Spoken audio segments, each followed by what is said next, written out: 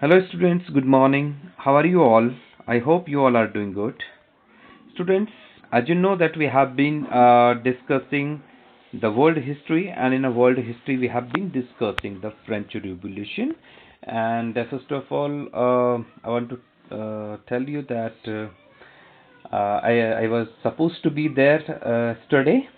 I was supposed to prepare a lesson yesterday, but I was a little busy yesterday in providing the online classes for the school, so I could not prepare a lesson yesterday. But today, here I am with the next video, and as you know that we have been discussing the French Revolution. In first video, I have told you what exactly is the revolution, then the French revolutions, then the causes of French revolutions. I've been telling you the the causes of French Revolution, and now the fourth one was there. Okay, there have been three we have already discussed. Okay, and now the fourth one is that is intellectual cause. Okay, there have been social, there have been economic, there have been political.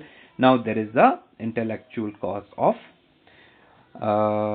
French Revolution. Okay, and I want to mention in this video that I gave you assignment in a last video, and many of you have done well. But I'm little worried that you people are just getting the online solution. Okay, and you think that the teacher cannot judge it. You know, many of the students they have used such a words that even they don't know the exact meaning of that term and that word. So until you know the meaning of that word, how did you use and what for you have used that, So I want to tell you one more thing. It's very clear. Okay, my way of evaluation is little different than of others. In your examinations, I will be giving you full on full if even you have written nothing from your textbook. Okay, it does not mean that in history you write the science answer. I want to tell you. Okay, just let me tell you one thing. I never been of a history student.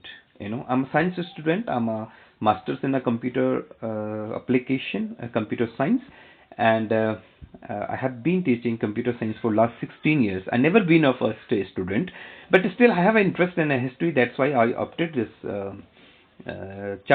this subject as a teacher. Okay, so if you ask me, sir, in a three words, you explain what is history. So what I felt, what is exactly the history? I'll tell you three words: fact, figure, and narration. That is called history.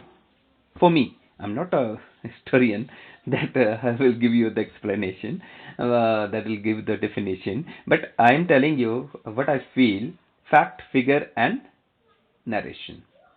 History, as I told you in a previous video, it's like a story. अच्छा, जब हम story बोलते हैं तो हम क्या बोलते हैं? देखो ना, कभी नोटिस करो कि तब की बात है ना, 1990 की बात है। ये जगह हम अगर मतलब हम अपने जो हमारे जो आंदोलन हुए हैं, ये बहुत सारे फैक्ट्स हैं। ये चलो आजकल कोरोना वायरस चल रहा है, तो कभी अगर हम नई जनरेशन्स को या अब 20 ईयर्स बाद हम बात करेंगे, किसी को बताएंगे जो 2020 के बाद पैदा होंगे जो लोग, उनको तो पता नहीं होगा कोरोना वायरस क्या होगा, है ना। तो कभी हम अगर हम अपने से छोटों को बताएंगे या अपने से नेक्स्ट जनरेशन को बताएंगे कि भाई क्या हुआ था, तो हम स्टार्ट कैसे करेंगे? हम स्टार्ट करेंगे कि in month of December 2020 there was a unknown disease found in China. Okay, and the basic symptoms were like a फ्लिजा. ओके, एंड आफ्टर देयर, अब देखो ना इसमें क्या हुआ। हमने पहला क्या दिया है? एक फिगर दिया है। कब की फिगर दिया है? In year of 2019 month of December. ये हो गया आपका फिगर, आपने सन बता दिया। फैक्ट क्या बताया आपने? इसको फैक्ट ये बताया कि ये चाइना में हुआ था, शुरुआत चाइना से हुई थी। फैक्ट ये बताया थी इनिशियली ये फ्लुएंजा के जैसे लगता था, जुकाम के जैसे लगता था। आपने फैक्ट ये बताया कि ये एक वायरस था, ये वायरस डिजीज थी, है ना, ये फंगस डिजीज नहीं था, ये वायरस डिजीज थी। अच्छा, ये एपिडेमिक थी, है ना, ये कंटीजियस थी जो एक दूसरे के संपर्क में आने से फैलता था। फिर चाइना से दूसरी कंट्रीज में गए, सबसे ज़्यादा कहाँ पे, अमेरिका में और इटली में इससे इफेक्ट हुए, इंडिया भी इससे अफेक्टेड था, लॉकडाउन शुरू हुआ। ठीक है, अब देखो इसमें तीनों चीजें आ रही हैं, फैक्ट भी आ रहा है, फिगर भी आ रहा है, नरेशन भी आ रहा है। अब आप नरेट करेंगे कि आपने जब लॉकडाउन हुआ था, ठीक है, जब month, more than a month का जब लॉकडाउन हुआ तो आपने कैसे कैसे टाइम बिताया, तो क्या होगी कि स्टोरी होगी, और जिसको आप सुनाओगे वो बड़ी इंटरेस्टिंग से इसको सुनेगा। अच्छा, ऐसा भी हुआ था। आप जब बोलोगे उन्हें कि we use not to go out, even not for the daily needs, हम लोग डेली नीड्स के लिए भी बाहर नहीं जाया करते थे, and everybody in India was locked. सब लोग अंदर रहा करते, कोई भी काम पे नहीं जाता था, कोई कार नहीं चलती थी, कोई बसेस नहीं चलती थी, हम लोग ऐसे, तो लोग बड़े सरप्राइज होंगे। और यही तो स्टोरी है, और यही स्टोरी अगर लिखी जाएगी और अगर इसमें कोई किताब लिखेगा तो ये हिस्ट्री बन जाएगी। आप समझ रहे हो मैं क्या कहना चाह रहा हूँ? यस, तो मैं यही चाहता हूं बेटा आपसे, क्योंकि अगर आपने 9th क्लास में अच्छे मार्क्स पाने के लिए पढ़ाई करनी है तो आप जो किताब पे लिखा है उसको रट लो, ठीक है, और आप कितना रट सकते हैं वो आप समझ सकते हैं। अगर आप फ्रेंच रेवोल्यूशन पे अगर मैं आपको 2 क्वेश्चंस नरेशन करने के लिए दे दूं तो दैट विल बिकम द 4 और 5 पेजेस ऑफ अ आंसर। तो 4-5 पेज का अगर आप एक ही आंसर याद करेंगे तो हिस्ट्री भी है, ज्योग्राफी भी है, सिविक्स भी है, तो ये तो तीनों चीजें जो है समझने की होती हैं, याद करने की नहीं है, रटने की नहीं है ना। हमारे जो होती है, हमारी मेमोरी होती है वो 2 कैटेगरीज में होती है, एक होती है कॉन्शियस और दूसरी होती है सबकॉन्शियस। ठीक है, तो हम दोनों तरीके से इसको मेमोराइज करते हैं। अब ये डिपेंड आपको करना है कि आपको इसको कॉन्शियस में रखना है या सबकॉन्शियस में रखना है। ठीक है, तो I request you to just watch this video and take its interest. I am not going to give you any burden. मैंने आपको बोला था ना, आपने मेरे से पूछा कि sir may be right in your fair copy, मैंने कहा कि पहले तो कॉपी बनाने की जरूरत क्या है हिस्ट्री को। ओके, अभी तो कोई जरूरत नहीं है, when school starts then only. Okay, so you enjoy my class, you enjoy my videos, और एक स्टोरी सुनो। सोचो कि मैं फ्रेंच रिवॉल्यूशन, फ्रांस में क्रांति हुई थी और मैं उसका आपको एक कहानी सुना रहा हूं, ठीक है, और आप सुनो, ठीक है, अच्छी लगती है तो सुनो, नहीं लगती है तो पॉज करके अपने गाने सुनो। Okay, don't do it, okay, I am just kidding. Okay, so चलो, अच्छा, अब हम लेंगे इसको, मैंने इसलिए छोटे छोटे वीडियोस बनाता हूँ, जैसे वो होता है ना सीरियल होता है। आप सोचो ना कि जैसे मम्मी लोग सीरियल देखते हैं ना, सास बहू टाइप, तो उनको बड़ा इंटरेस्ट होता है, they wait for the next serial, next episode. तो आप भी इसको ऐसी इंटरेस्ट में लो कि मैं छोटे छोटे से जो है ना आपको 10 मिनट्स के आपके एपिसोड्स बता रहा हूँ फ्रेंच रेवोल्यूशन के, और बहुत इजी लैंग्वेज में बता रहा हूँ। अगर आपके पास बुक है, बुक में देख लो, कोई भी कंटेंट, मतलब बहुत सारे, आपको 50% कंटेंट्स नहीं मिलेंगे जो मैं बता रहा हूँ, ठीक है, क्योंकि मैंने इसको अभी किताब से पढ़ी नहीं है, I don't have a book, मुझे अभी बुक भी अलॉट नहीं हुई है, ठीक है, मैंने भी सुना तो मैंने आपको कन्वे कर दिया। Okay, so this is the okay. चलो अभी देखो ना, जैसे उसमें होता है कि हम जो है,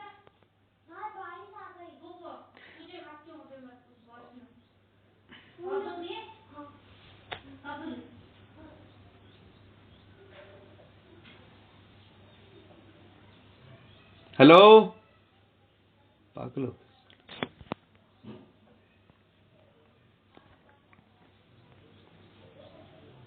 चलो अभी ना ये जो मैंने स्टोरी बताई, अभी हमारे 4th एपिसोड की स्टोरी हो गई, ठीक है, इसका हम रिकैप करते हैं, ठीक है। अच्छा, रिकैप पता आपको रिकैप क्या होता है? आपने देखा होगा ना, जब मूवीज जब सीरियल देखते हैं उसमें रिकैप होता है।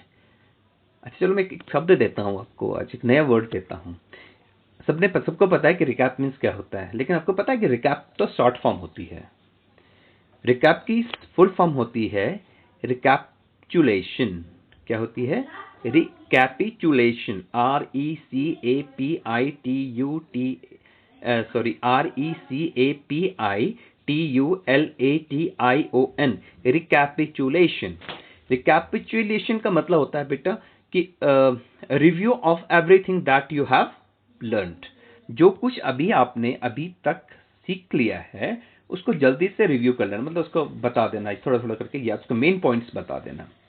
और at the fag end of this video, जैसे ये वीडियो खत्म होगा इसके बाद में आपको एक ऐसा होमवर्क देने वाला हूं, असाइनमेंट देने वाला हूं, कि आप पूरे गूगल को छान मारोगे आपको नहीं मिलेगा। तो ये है अब क्या है कि आपको अपने वर्ड्स में लिखना ही पड़ेगा। तो एक अश्मित, आई गेस कि बच्चा है Ashmit in a group, he has written whatever he, तो लगता है कि उसने मेरी पूरी वीडियो को देखा है। और मैं सबसे यही चाहता हूं कि आप जो है ना पूरी वीडियो को देखो और मुझे वो बताओ कि आपको लगा क्या है ना। और अगर नहीं लगा है तो कुछ ब्लैंक लिख दो अपने उसमें कि sir we did not understand anything, तो दोबारा बताऊंगा, ठीक है।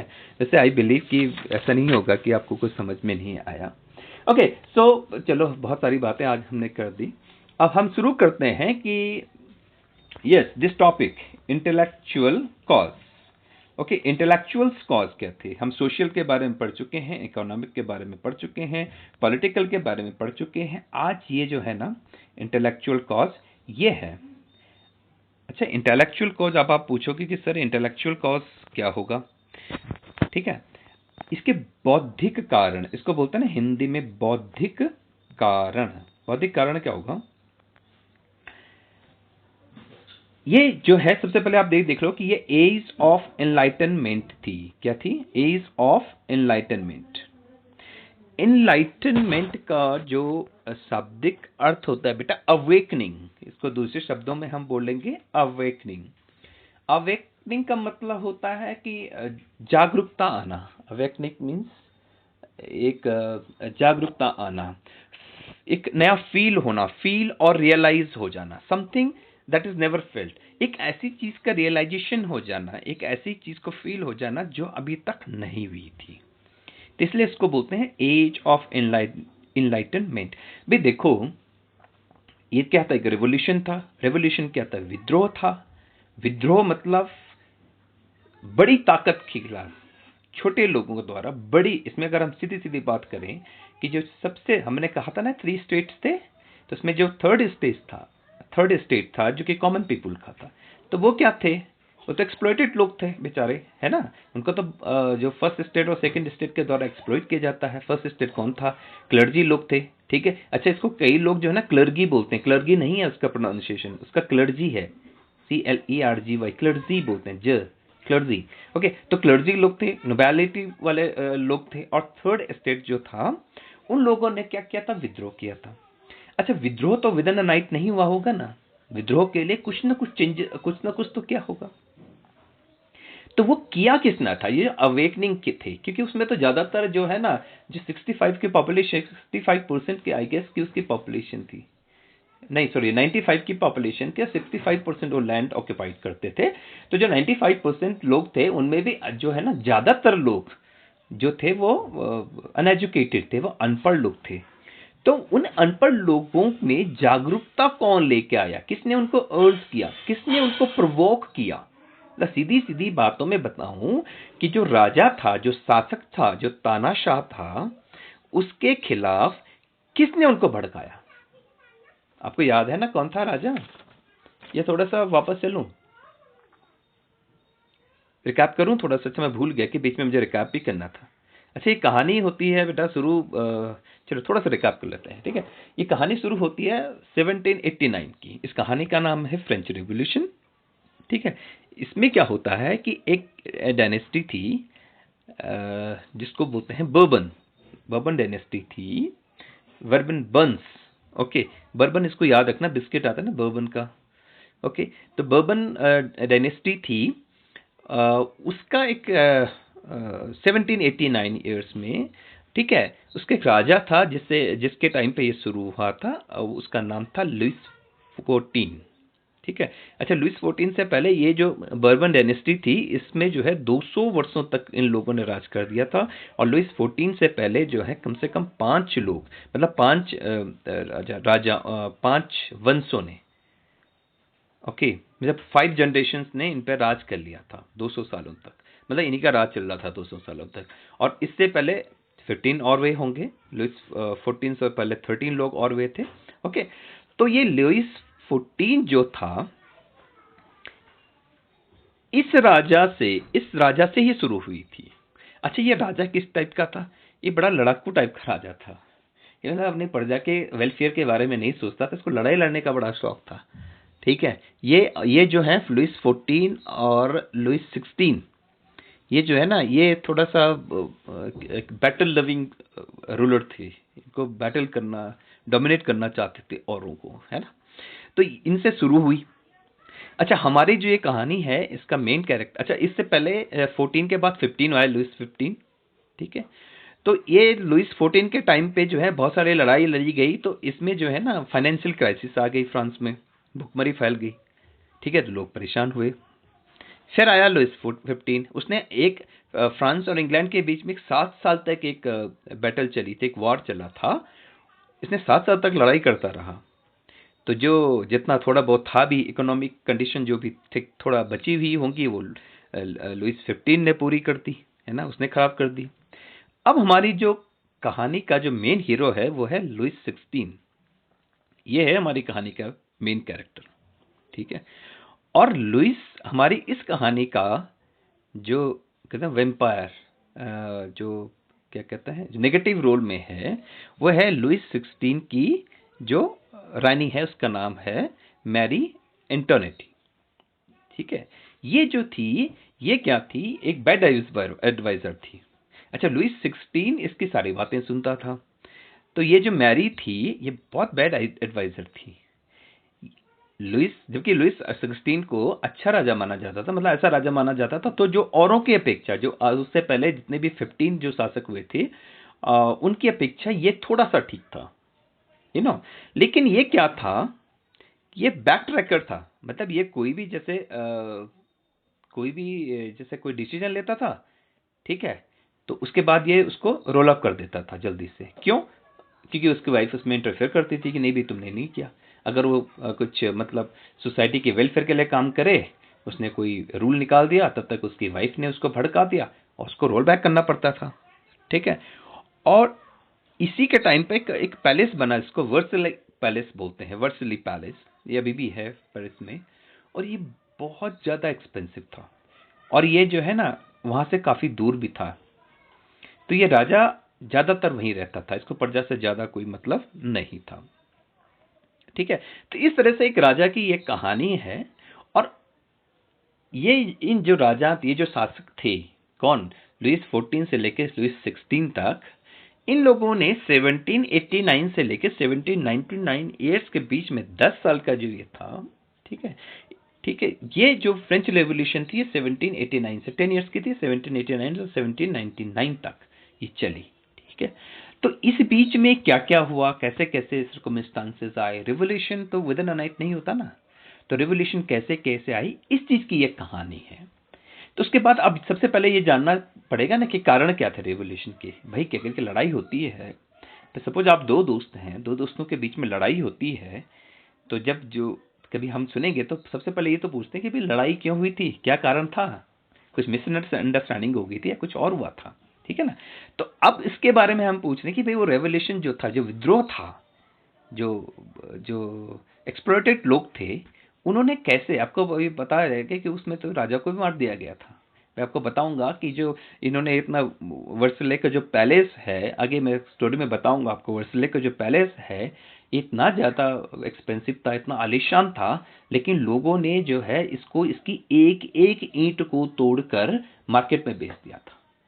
तो लोगों में कहाँ से इतनी गट फीलिंग आई, मतलब कहाँ से उनके अंदर इतनी गट्स आई कि उन्होंने राजा के खिलाफ, जो उनका जो सुप्रीम पावर था उसके खिलाफ जो है बगावत कर दी। तो उसी के कारण है, 4 मेन कॉजेस थे जिनमें आज हम डिस्कस कर रहे हैं एक कारण का, ठीक है। तो ये था क्या, रिकैप, ठीक है। अच्छा, मैंने रिकैप की आपको फुल फॉर्म भी बताई थी, उसका प्रोनाउंसिएशन भी बताया था। अब मैं दोबारा नहीं बताऊंगा, अगर आपको नहीं आया तो पॉज करो, रिवाइंड करो और वापस ढूंढो, ठीक है, कि रिकैप की फुल फॉर्म मैंने आपको क्या बताई थी। ओके, तो ये इसका रिकैप था। अब शुरू करते हैं इंटेलेक्चुअल कॉज। ओके, तो ये जो था, ये बौद्धिक कारण था। इंटेलेक्चुअल्स का मतलब होता है बौद्धिक, बौद्धिक का मतलब हो गया विजडम, ठीक है ना, मतलब बुद्धिमान लोगों द्वारा। कुछ थे ना सोशल कॉज थे, इकोनॉमिक कॉज थे।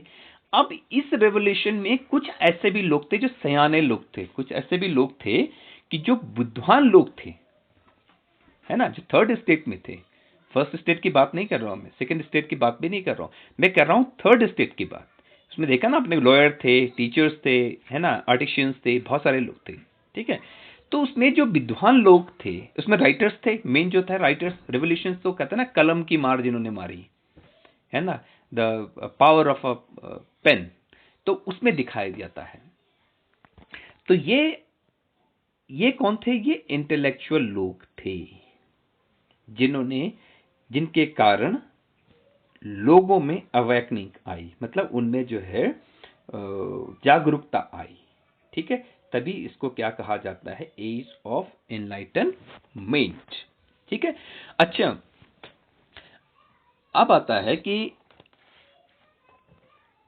ये एज ऑफ एनलाइटनमेंट जो चली थी, ये 17 से 18 सेंचुरी के बीच में आई थी, ठीक है। इसको एज 17 और 18 सेंचुरी का जो बीच का जो ड्यूरेशन था, उसको एज ऑफ एनलाइटनमेंट कहा जाता है, ठीक है।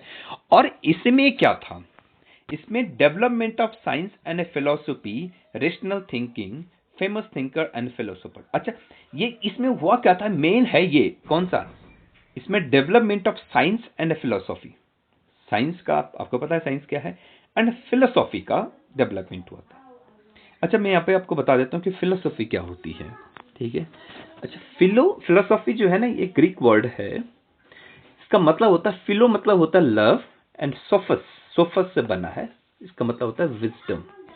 और फिलोसॉफी के अगर आप, मैं बहुत, क्योंकि आपको बहुत एडवांस नहीं बताऊंगा, बहुत इजी बताऊंगा कि फिलोसॉफी का मतलब होता है कि एन आर्ट और a science of living good life, मतलब जीवन को किस तरह से, एक अच्छे जीवन को कैसे जिया जाता है, उसकी साइंस इसमें वो बताई। फिलोसॉफी में ये जिया, इसको हिंदी में बोलते हैं दर्शन शास्त्र, ठीक है। तो कुछ दार्शनिक लोग थे, ठीक है, जो लोगों को ये बताते थे, तो ये जानते थे how to live happy life. उन लोगों की जो है, उन लोगों का डेवलपमेंट होता, फिलोसॉफी का डेवलपमेंट होता। और उसके बाद एक मेन और टर्म है, इसको बोलते हैं रेशनल थिंकिंग, ठीक है। अब आप पूछोगे सर ये रेशनल क्या हुआ? बेटा, दो होते हैं लाइफ को जीने के, दो तरीके होते हैं, एक होता है रेशनल और दूसरा होता है इमोशनल, ठीक है। रेशनल का मतलब होता है लॉजिकल, इमोशन का मतलब आपको पता ही है। और इजी तरीके से अगर मैं आपको समझाऊं, तो कहते हैं ना, हम जो भी डिसीजंस लेते हैं बेटा, वो लेते हैं दिल से या फिर दिमाग से।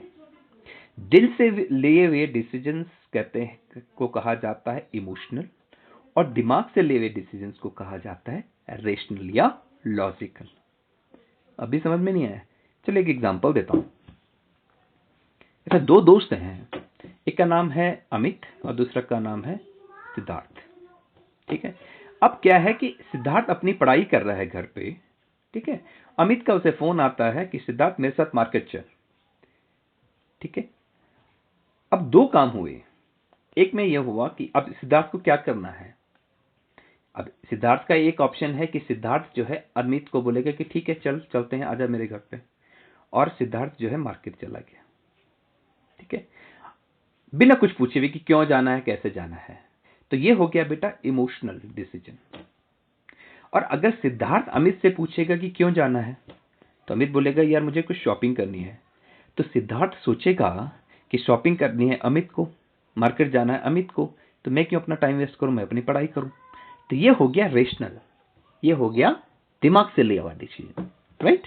तो यहां पर लोग अब क्या थे, अब आप समझो मैंने एग्जांपल क्यों दिया, कि यहां पर लोग अब थोड़ा सयाने हो गए थे। पहले वो इमोशनल सोचते थे, पहले वो अंधभगत थे राजाओं के, कि जैसे राजा ने कह दिया वैसे हमने समझ लिया। लेकिन अब लोगों में अवेकनिंग आ गई थी, किस चीज की? रेशनल, मतलब वो सोचने लगे थे, तर्क लॉजिक समझने लगे थे। जैसे वो सिद्धार्थ ने समझा सेकंड में, है ना, कि भाई क्यों, मुझे क्यों जाना है, शॉपिंग तो अमित को करनी है, तो मैं क्यों जाऊं, राइट। तो इस तरीके से इसमें ये डेवलपमेंट, ये चीजें डेवलपमेंट हो रही, ये चीजें डेवलप होने लगी थी सोसाइटी में, ठीक है। और ये किसकी वजह से हुई? ये फेमस थिंकर्स एंड फिलोसोफर थे। अब ये फिलोसफी जो rational style of living life है, ये किसने बताई? ये बताई फिलोसोफर्स ने, जिनमें बहुत जो मेन थे वो कौन थे? जॉन लॉक थे, है ना, रूसो था। अच्छा, जॉन लॉक ने क्या कहा था कि इन्होंने कहा था कि पीपुल्स सोवेरेनिटी, यहाँ पे लिखा होगा पीपुल्स सॉवरेनिटी। इसका मतलब होता है कि जनता का अधिकार होना चाहिए किसी भी फैसला को करने के लिए। उसमें राजा का या तानाशाही का वो ना हो, वो जनता का। किसी को अगर पनिशमेंट देना है तो जनता करेगी, कोई अगर डिसीजंस लेना है वेलफेयर के लिए तो जनता से पूछकर, जनता द्वारा, जनता की मेजोरिटी के हिसाब से होना चाहिए। ये इनके फिलॉसफी थी। ठीक है, ओके। तो उसके बाद इमैनुअल हुए हैं, कांट हुए, उसके बाद है मॉन्टेस्क्यू हुए हैं, separation of church and state. ठीक है, इन्होंने जो है ये फ्रेंच थे, मोंटेक्यू जो थे ये फ्रेंच राइटर थे। इन्होंने कहा था कि राजा का जो शासन और चर्च के बीच में कोई हस्तक्षेप न हो।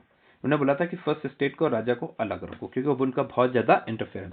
वोल्टर थे, इन्होंने कहा था कि फ्रीडम ऑफ स्पीच, ये मेन था। जो वोल्टर है इसको बहुत मेन माना जाता है, क्योंकि इसने क्या दिया था, इसने दिया था freedom of speech and freedom of expression. इसने कहा था कि फ्रीडम ऑफ स्पीच मतलब हमें जो कॉमन जो प्रजा है, जो कॉमन सिटीजन है, उसको जो है freedom of speech and freedom of expression हो, मतलब वो जो चाहे वो अपनी जैसी भी चाहे अपनी बात रख सकता है।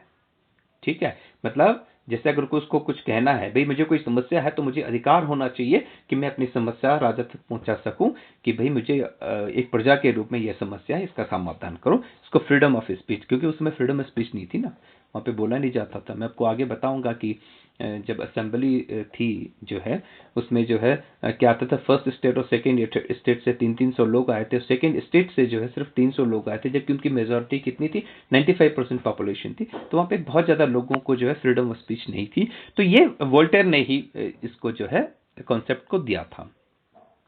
और इससे क्या हुआ, अच्छा मैंने इन लोगों का नाम क्यों लिखा है, इससे क्या हुआ कि इन लोगों ने जो जो लोग ये बोलते थे ना, बोलते क्या थे कि लोगों को समझाते थे, है ना। अब अगर हम रूलर पॉइंट ऑफ व्यू से देखें तो भड़काते थे, है ना। तो जो लोगों को भड़काते थे किसके लिए, राजा के खिलाफ। उनमें सोचते कि भाई तुम तो बेवकूफ हो, तुम तो अपने दिल से सोचते हो, जो राजा कहता है वही करते हो, है ना। तुम अपने दिमाग से डिसीजंस लो। ये रेशनल थिंकिंग किसने डेवलप की, इन्हीं लोगों में से जो इंटेलेक्चुअल है, इसलिए इसे इंटेलेक्चुअल कॉज दिया गया है। अच्छा, इन लोगों के जो आइडियाज थे, इन लोगों की जो एक्सप्रेशंस थे, अब लोगों तक कैसे पहुंचते थे भाई, उस समय तो ना तो व्हाट्सएप था, ना फेसबुक था, कोई सोशल मीडिया नहीं थी, टेलीविजन नहीं था। लेकिन तब तक जो है न्यूज़पेपर का आविष्कार हो गया, प्रिंट मीडिया जो था उसका आविष्कार हो गया था। ठीक है, तो लोग अपनी अपनी कम्युनिटी में जो पढ़े लिखे लोग रहते थे, वो जो है न्यूज़पेपर जोर जोर से पढ़ा करते थे, लोगों को सुनाया करते थे कि भाई ऐसा सा हो रहा है। तो इससे क्या है, इन लोगों के जो आइडियाज थे वो कॉमन लोगों तक पहुंचने लगे। ठीक है, और जो कॉमन पीपुल थे उनमें भाई गुस्सा तो पहले था, दबा हुआ था, तो वो धीरे धीरे जो है बनने लग गया। ठीक है, और इसको नाम दिया गया, एक बहुत अच्छा इसमें है बेटा, इसमें क्वेश्चन भी बनता है, इसको बोलते हैं सलून कल्चर। इसमें लिखा है मैंने कहीं, इसमें जो है डेवलप हुआ सलून कल्चर। तो सलून कल्चर क्या होता है, सलून कल्चर होता है कि जैसे मतलब जैसे 10-15 लोग बैठ गए एक जगह में और उन्होंने आपस में, कौन से, थर्ड स्टेट के, मैं हमेशा थर्ड स्टेट, जब मैं लोग बोल रहा हूं तो कॉमन लोग का मतलब हो गया थर्ड स्टेट के लोग, थर्ड स्टेट की सोसाइटी, जो थर्ड कैटेगरी की जो सोसाइटी थी जिसमें कॉमन पीपल थे। ठीक है, तो वो लोग आपस में बैठ के बातचीत करने लगे थे, अपनी परेशानी को शेयर करने लगे थे, है ना। मतलब सीधे सीधे जो है कि जो जो फिलोसोफर लोगों ने जो उनको उनके दिमाग में जो भरा था ना, तार्किक लॉजिकल आइडियाज दिए थे, तो उनके बारे में डिस्कस करने लगे थे। इससे कहते थे सलोन कल्चर जो है डेवलप होने लग गया था वहां के लोगों में। ठीक है, तो आज का ये जो था, this was the lesson for today. Okay okay, so this was the intellectual cause